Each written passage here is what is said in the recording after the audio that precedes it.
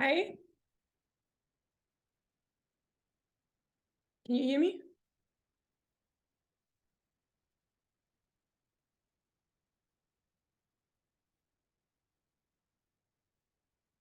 Hi, I don't know why, but I can't hear you.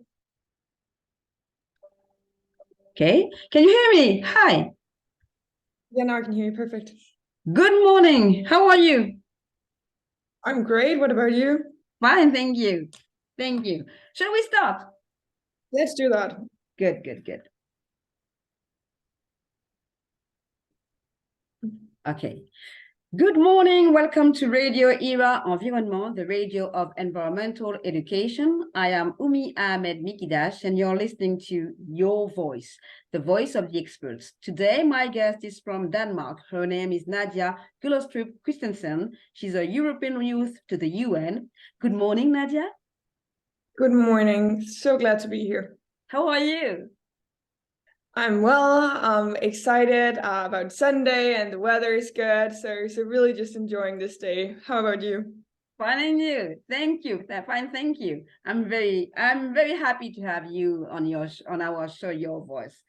Within a few days, the UN organizes two special events: the negotiation on the plastic treaty against plastic pollution, and the annual session, the technical session on the UNFCCC related to the COP.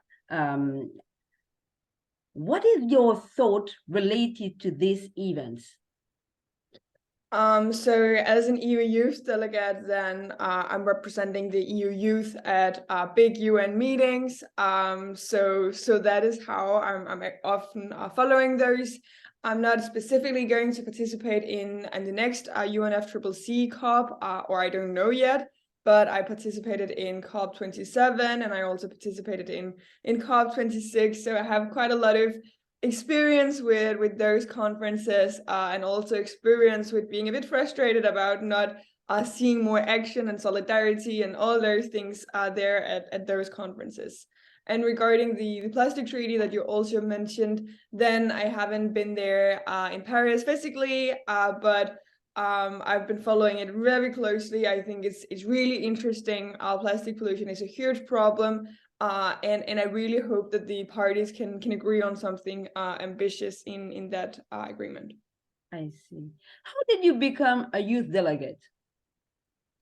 So first I was a Danish youth delegate, where I represented Danish youth in UNFCCC and CBD negotiations. So climate and biodiversity, that was the fields.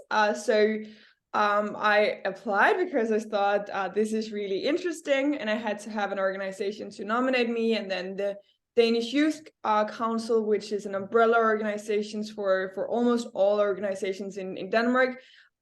They elected me and a few others because there are 8 youth delegates in Denmark. So that was how it all got started. And I was that for 2 years and participated in a lot of really interesting and impactful conferences. And then when my term ended, then I saw that the EU started to launch a program with the first EU youth delegates to the UN. Which I thought was really exciting. I never expected to be elected, because it would be like covering all topics and not just climate. And I am really interested in so many things, but I was like, there must be someone better. But then I applied. I had to get the Danish Youth Council to nominate me. And they did, and they were also the ones who recommended that I should apply. I don't think I would necessarily have done it if they didn't suggest it to me. So they did it, and then the EU mission in New York and the youth forum, they started having interviews, and mine apparently went quite well, and now I'm here. I see.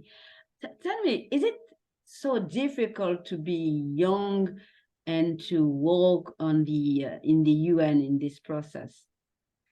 I think it can be quite difficult. I'm almost used to it in a way, since I've been engaged for years. But I think one of the things that really annoys me with the UN processes is really that there's so many abbreviations. The language can be quite complicated. And I think that's a problem for us as young people, but I think it's also a problem for people young at heart, that it's so complicated sometimes. And people often want to seem like, you know, they know everything and they got their stuff together. But I think it's a democratic problem that it's often too complicated. And I think for young people following the new UN negotiations, sometimes they often have to have so much background knowledge. And I think it would be much more impactful if the UN could be better at speaking a language that was relatable for many more people, because I think then also more young people would follow the things. So that is some of the things that I try to focus on, and I also try to speak a normal language in a better way and not be too impressed by the UN lingo. I see. But tell me, you said that there are so many languages, but the main language are there, if I do understand. The European language, we can say that. When you say that there are languages that are not integrated, what are the languages that you're talking about? It's not necessarily a language, it's English, but I think it's more, or it's often English. You know, there are official other languages as well, but I think it's more the words that are used, and it's the abbreviations, UNFCCC, CBD, you know, all those abbreviations Acronyms, are not so easy to always understand, and the same with really complicated words where I'm like, can we just speak in a more relatable language sometimes? So that is one of the things that annoys me. And I think also with the language itself, there are a lot of people who don't have some of the UN official languages as their first preferred language. And if it's your second language that you have to follow it in, then it's also sometimes a bit of a barrier for some young people as well. I see. For those who listen to us, yes, the UNFCCC is the UN, United Nations Convention on Climate Change. And this is quite important to emphasize what you're saying, because as a young woman, you do understand the concern of your youth counterpart related to the language used by the UN. Tell me, back home, how do you explain? For instance, you said that you were at COP27. How do you explain to your youth counterparts what is about the UN Climate Change Conference? I try to make it into something relatable and host events where we talk about this. For example, not so long time ago, I did an event together with the World Food Programme, and we hosted an event in the UN city in Copenhagen, where we invited a lot of experts and also a lot of young people to meet and discuss how to get more climate adaptation for food insecure communities on the way to COP28. So really some nerdy stuff that could be complicated, but it's also something that if you just think about it, then you could also just talk about it in a more normal way. So that was what we did. And I think the experts that were there were also really keen to talk with these young people. So I also tried to use my role to facilitate that people who would not normally meet, they meet. For example, the UN experts would meet with young farmers in Denmark who participated. So I think that is one of the things that I'm really excited about when you get to facilitate those meetings.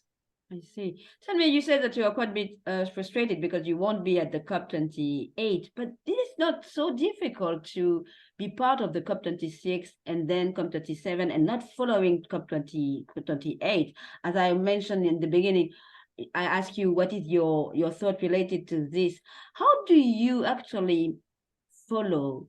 And do you think that it's very important, not important to follow, even if you're not in the conference physically? I think it is important to follow it anyway, because it's something that affects all of us. So therefore I would recommend everyone to follow it. I'm not still sure whether I will participate because my official as an EU youth delegate ends in September or around that time. Okay. So that's also before COP28. And we are also mainly focusing on a lot of conferences, focusing on New York and those who are based there. So that would also mean that a lot of people coming after me as Danish youth delegates, for example, they would be there. And I think the reason why I'm not sure about whether I would be there is also I think representation is really important. We cannot all of us be at COP28, then Dubai would be crowded. So I think it's important that we as young people also elect some other young people in a democratic way, and then they can speak up on behalf of us. So if I don't participate, then I know that there will be someone else from countries that will speak up on my behalf. I see. But tell me, you were following the mitigation issues, but how do you actually translate it to your youth counterparts?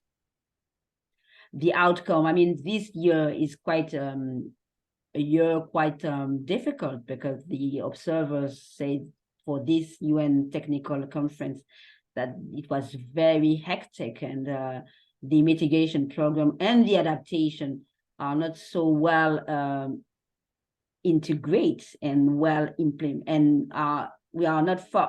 They said that the process is far to be easy. How do you integrate it to your youth counterpart, and what actually? How can you explain it to you? How did you explain the outcome of the COP27 to the youth counterparts in Denmark, and what is your hope related to this UN process? So what I did concretely for COP27 was that I had a diary in a newspaper. So every day when I came home from the conference, sometimes it could be quite late because the negotiations took on forever. But then I would go home and then write, I don't know, 400 words, or some relatively short update on how my day has been. And that was a way for young people to follow what was going on, because they could read my diary from day to day. And I think something that I also tried to do in that diary was that I both wrote about my, I don't know, frustrations related to the conference, like that they were not more ambitious with phasing out fossil fuels, or those kind of things. So nerdy stuff, focusing on the negotiations, and also loss and damage was also something that I wrote about.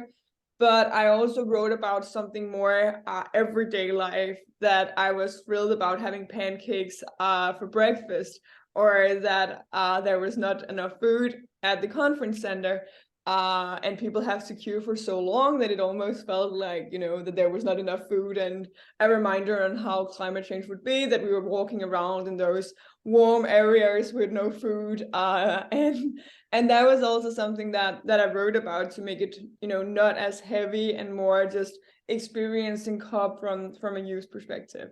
I see.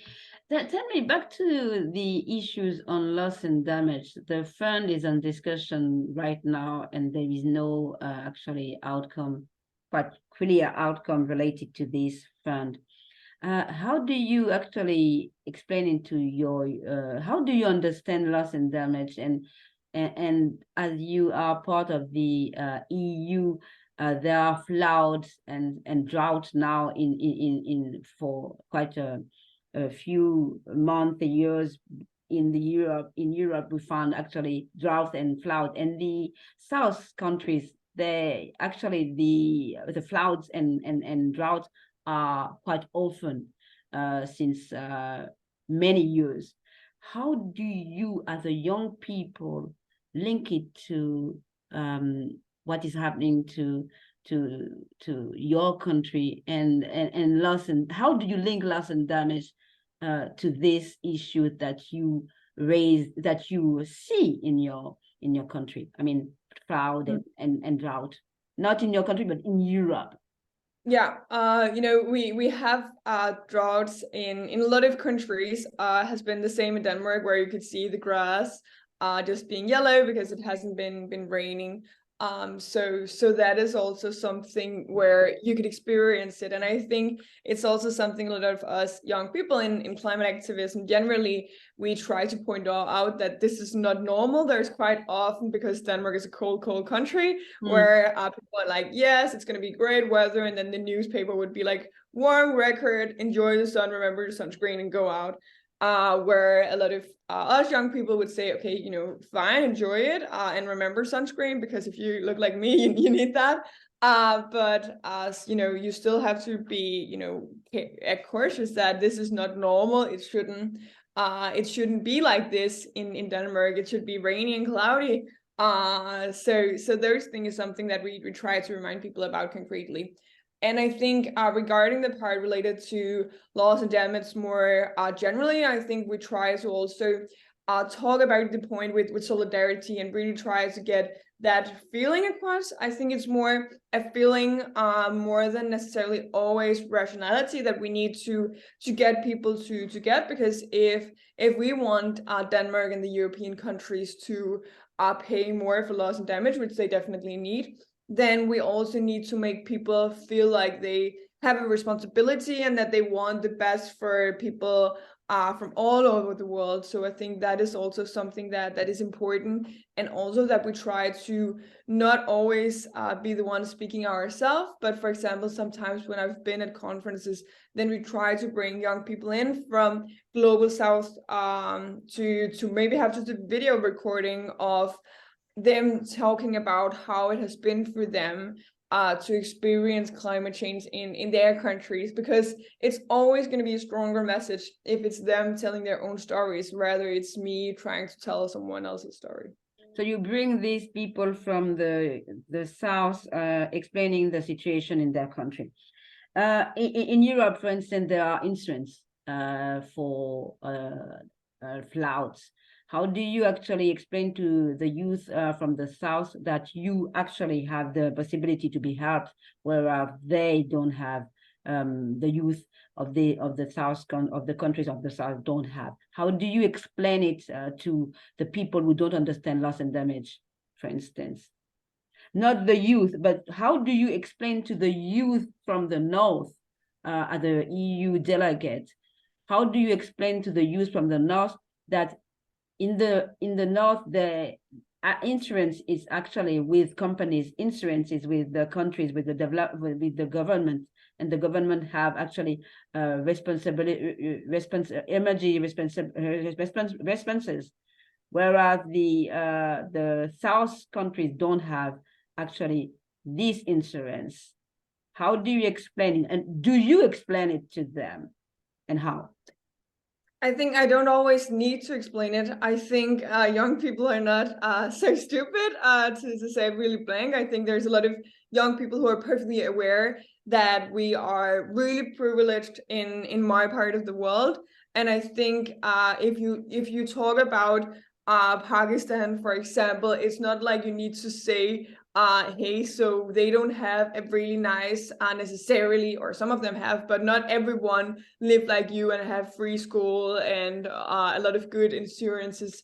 The general public knows relatively much about how privileged we are, and that is not the situation in a lot of other parts of the world. So it's not always something you need to explain, and I think that's really good, because then you don't need to spend too much time stating that there is a problem. You can instead talk about what can we do, which I think is a much more interesting conversation, because that is where change is going to happen, and that is where those young people from the Global South will potentially benefit if we can do something. But I think a lot of young people can also, or from my part of the world, can really be frustrated, because it feels like whatever they do still doesn't matter. They can try to push their governments to give more to loss and damage, but again, does that really help? Or they can try to, we have a lot of then there's a day where everyone goes out and tries to collect money from a catastrophe in Pakistan or something else. And that is also something that young people would do. But I think it's also sometimes, the challenge could just feel so big. So as a young person, you can also be like, what can I do to help a lot of others? I see. What can you explain? What kind of climate action do you raise and do you have in Denmark? We have a lot related to the north and the south, and the global north and the global south and the north. I think one of the things where Denmark and a lot of European countries do quite well in is related to our energy mix generally. 73% of global emissions come from the energy sector and mainly fossil fuels. So that is really something that Denmark is trying to push for. Transforming their energy mix is something that I think is really good. Denmark is not there at all. If all countries live like Denmark, we would need more than 4 planets, which really shows that they're using much more, or we are using much more resources than what we should. But I think that the other thing was an example, but you just need to remember there's always 2 sides of the coin. So it could be that Denmark does a lot related to energy, but we still, I don't know, buy too much stupid stuff that we shouldn't buy. There is in Denmark an intensive agriculture, for instance, related to the use of it's an animal intensive agriculture. How are the young people you raise the question of this intensive agriculture, whereas the IPCC raised these issues on actually the biodiversity loss related to the intensive agriculture? I think Denmark is really not an ideal country when it comes to biodiversity and our farming. Denmark is a really small country and we have a lot of farming, which means that I think Denmark is the country, or the country in the world with the next least amount of nature, and the next country with the most agriculture per square kilometer. And I think that's quite interesting that doesn't leave so much space for nature, and I think that's really problematic. And we have more pigs in Denmark than we have humans, which is also just this insane thing. Why would you ever have that? I think a lot of young people are really going forward and eating vegetarian or vegan and plant-based, and really trying to do the best they can, and also try to push their parents. And I think that is some of the things that needs to happen, is that we as young people are not just eating relatively plant-based compared to other generations, but that we also try to build bridges between others to really try to change our food culture here in Denmark, because it's quite meat heavy with the traditional food, and a lot of old people could be concerned. They still want their traditions and it's part of their culture.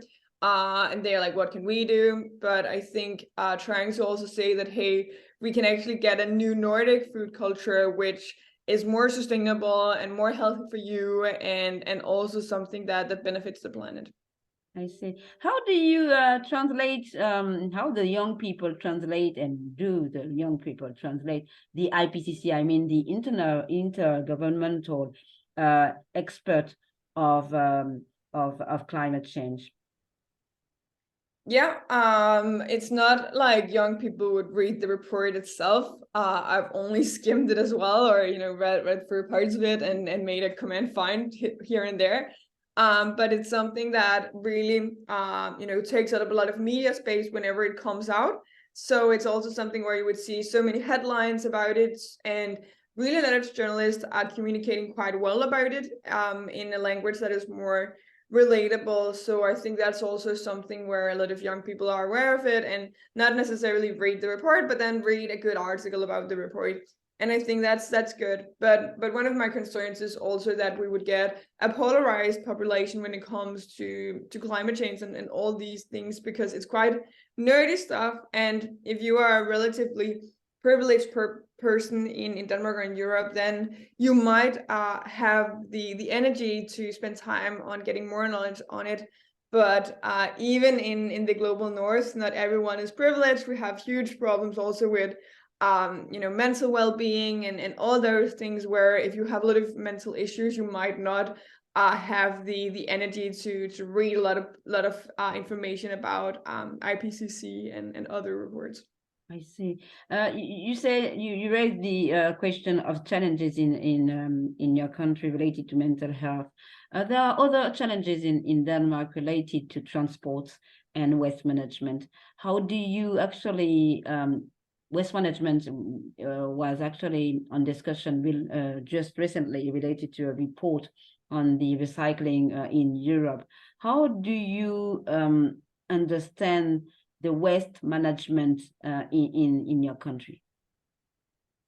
I think there are a lot of focus on waste management.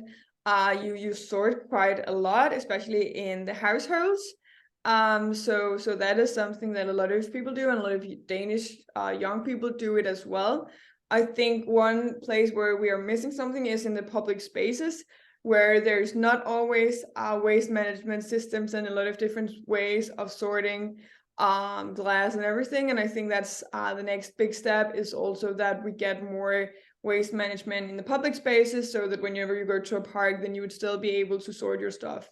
And then we also have something called PENT on bottles, which I think is something that is good, that whenever you buy a bottle, then you pay I don't know, 1/3 of an euro more. And then whenever you return it, then you would get that money back. And I think that's quite smart, because that gives an economic incentive to be better at sorting your stuff. And also then if you have a waste container, then next to it, there would be a space where you could put your bottles. So if you are, I don't know, out drinking a soda or a beer with your friends and don't necessarily have the time to go back to a supermarket, then you can just leave it there, and there would be people picking it up, because they are like, that's just free money. And I think that's also relatively smart with the PET system. And I think we just need to get that PET system broadened out, so that it's not only bottles, but things beyond that as well. Can you describe in one sentence what is PENT? PENT is putting money on bottles or something else, and then getting them back whenever you return them. I see. Is there any difference between suburbs and cities? You're living in the cities, if I do understand. In a city, Yeah. sorry. But I don't come from a city. I come from a rural area and a suburb. I think there are some differences, especially between the rural areas and the cities. I think the suburbs are relatively in still. But I think it's also important to remember that Denmark is a quite small country. So even though there is differences between Copenhagen and the western part of Jutland, which is more rural, then it's still something where you would often know someone from that part of the country. But of course, I think sometimes there are people who are more aware of living in the cities, but I think there are also young people where they are tired of all the city and want to get closer to some more nature in a way, and getting closer to things that are not as crowded. So I think there's also young people who are aware of the environmental problems that are moving out of the city.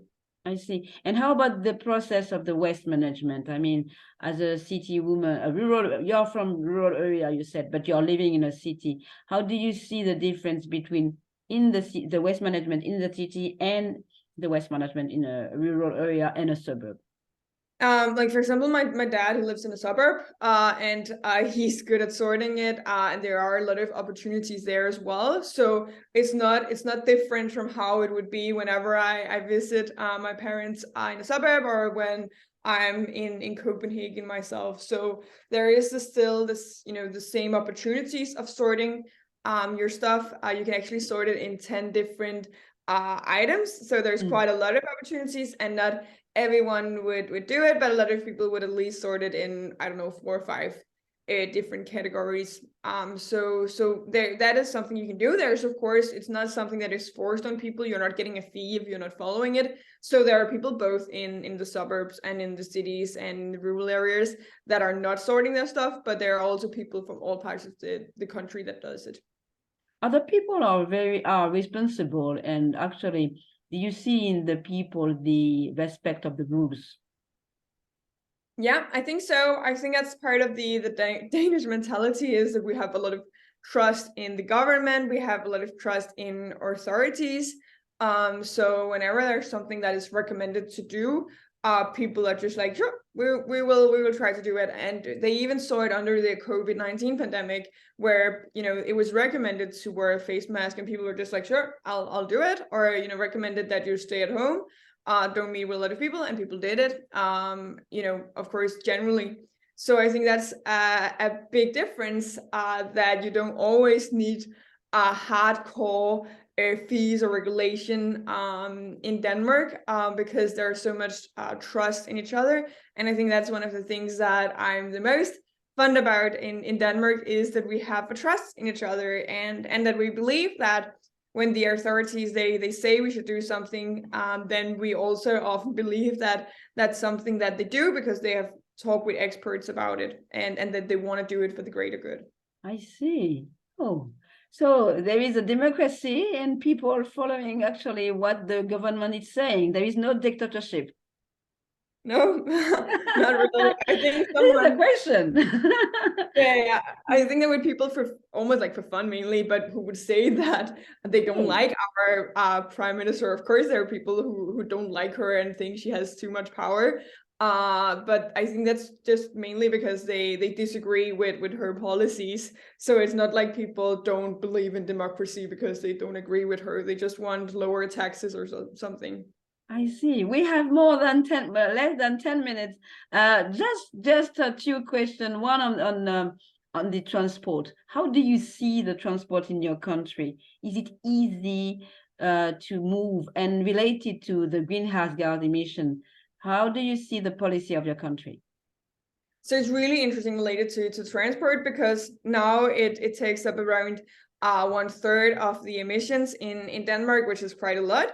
But when looking ahead to 2030, then it's the sector that is going to be emitting the most, just followed by agriculture. So it's really a sector where a lot needs to happen and where not so many things are going to happen. Denmark has a goal of limiting climate emissions to by 30% on the way to 2030. But the transport sector is currently only gonna reduce their emissions by 22%, which really shows that a lot of action is really missing in that sector. And I think it's mainly that people living in, or people like their cars. Denmark is a relatively rich country, so it also means that people have the money to have a car or two cars, and why not use it? And I think public transport is relatively good, especially in the bigger cities, but of course it's not the same if you are in a rural area, and there you would need a car quite often. But I think something that I like about the Danish transport sector is that we have our bikes.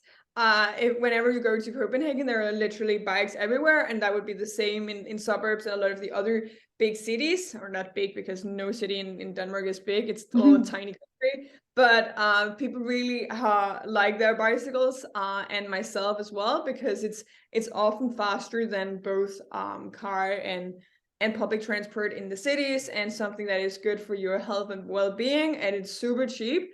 So that is really something that I think is good, but also something that is difficult to get out of nowhere, because you need an infrastructure with bike lanes and all those things. But I think that's one of the things that I would wish we had even more, but we're still quite good with bikes. I see. How old are you? I'm 24. You're 24. Okay. So tell me, as a young woman, so you said that you use bicycle, you follow the rules related to waste management, and you actually enjoying to be part of the UN process. How do you see the plan? For instance, there are people who are saying that actually the COP shouldn't actually be in the process of getting people take the plan, because it's actually also have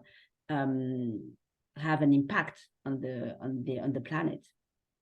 Yeah, so and I'm not a ideal person when it comes to climate at all.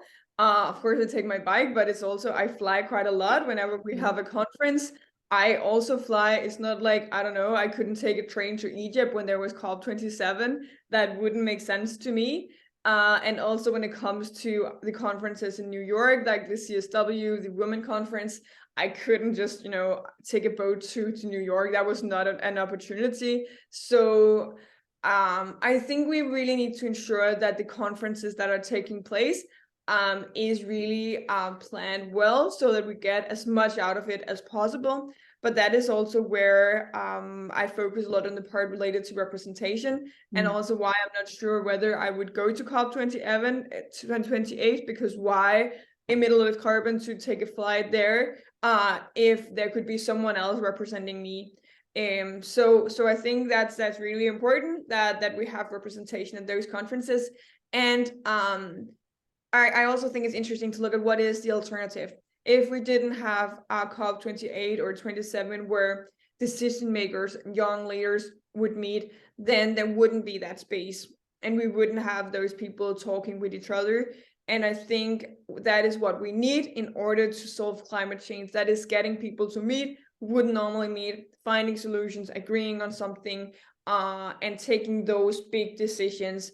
And if you manage to get COP28 to deliver an ambitious agreement, then it means much more than the carbon emitted by getting people to transport there.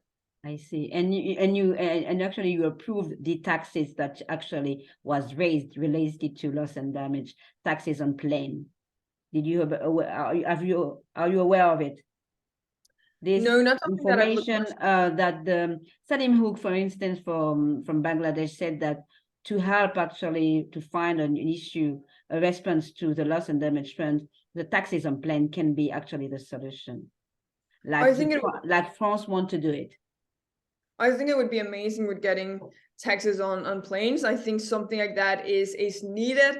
It's too cheap to take a plane, and something where it's cheaper to take a plane in certain parts of Denmark to take a plane there than to take a train, and the same with traveling internally in Europe. So really something where it would be amazing if we could agree on that, and definitely also a good way of getting money to loss and damage. Also because it's a way of ensuring that those money are going to be there. Because one of the things that concerns me a lot is with the $100 billion goal, which was agreed on at COP15 in Denmark, as far as I recall, where the richer parts of the world haven't managed to deliver on the target and delivering those money. And I think that's one of the worst things is when you promise something, you don't deliver on it. That creates a lot of distrust across different parts of the world. And that's something that is going to destroy the COP processes if we do not manage to keep the promises that we hold, also in regards to finance. Thank you very much. Thank you very much. It was Nadia Gullestrup Christensen on Radio IRA Environnement, the radio of environmental education. Your voice with Nadia. Thank you, Nadia. Thank you, Nadia Gullestrup Christensen. I am Houmi AHAMED-MIKIDACHE, and I hope you enjoy your day. Thank you, your sunny day. Thank you so much, and enjoy it as well. It has been a true pleasure to be here with you. Me too. Bye-bye. Bye-bye. A picture. Let me do a picture. Can we? Last. Yeah, sure. Good. You know. Can we do it? Yeah. Take a picture. Yeah. Another one, because that one is not good.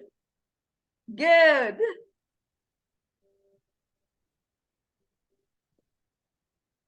Thank you again. Amazing. Thank you so much. It was a nice conversation. Thank you. Take care. Bye. Bye-bye. Enjoy your day. You too. Thank you so much. Bye.